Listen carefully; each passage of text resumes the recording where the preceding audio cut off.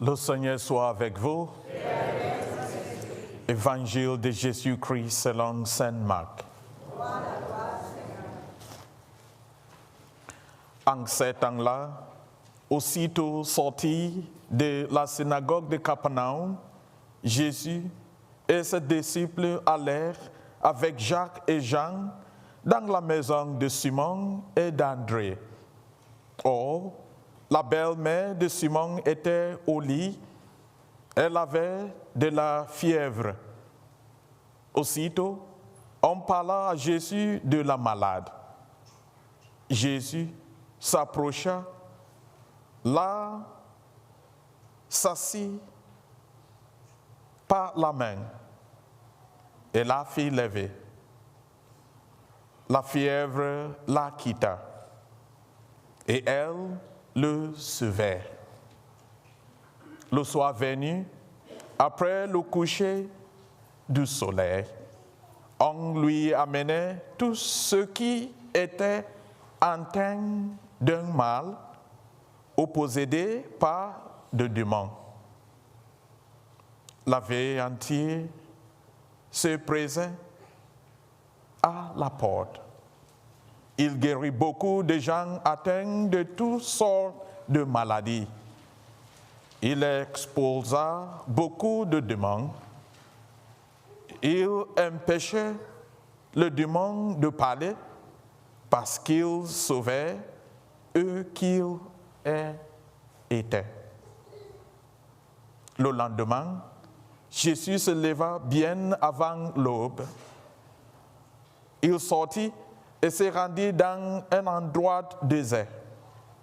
Et là, il priait.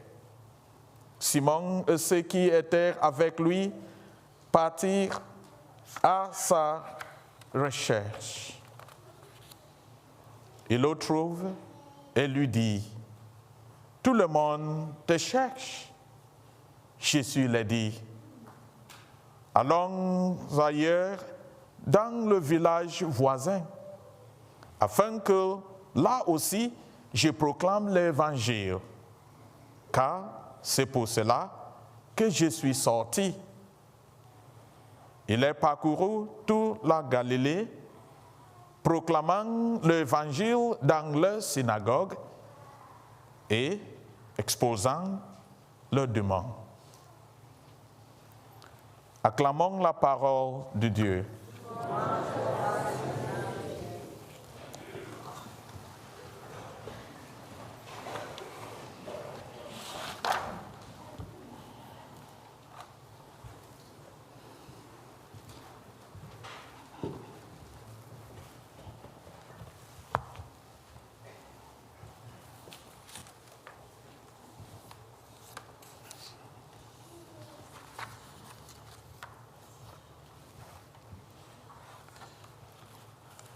Le thème de mon homélie aujourd'hui est Jésus, la réponse à la souffrance humaine. Christ a pris nos infirmités et a porté nos maladies. Matthieu chapitre 8, verset 17. Dans la première lecture, Job nous parle du sort de la personne humaine sur terre. Elle se caractérise par beaucoup de souffrances. Le psaume contient quelques paroles d'encouragement. Le Seigneur guérit ceux qui ont le cœur brisé. Il pense toutes leurs blessures. Le Seigneur relève les humbles, il jette le méchant à terre. La lecture de l'Évangile nous dit que Jésus a la réponse à toutes les souffrances humaines. Il guérit de nombreux malades, à commencer par la belle-mère de Simon Pierre. Il a eu une journée assez chargée. Malgré cela, Jésus se leva très tôt le lendemain et se rendit dans un endroit isolé pour prier. Si nous voulons trouver une solution à la souffrance humaine, nous devons être unis à Jésus dans la prière.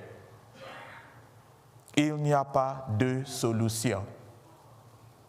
Nous devrons promouvoir le royaume que Jésus est venu établir.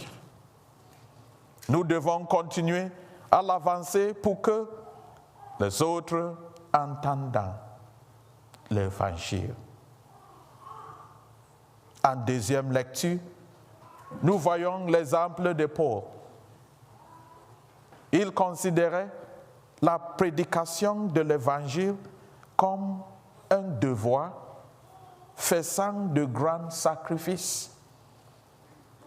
Malheur à moi si je ne prêche pas l'évangile. Moi, je suis devenu tout pour tous les hommes afin d'en sauver quelqu'un par tous les moyens. Amen.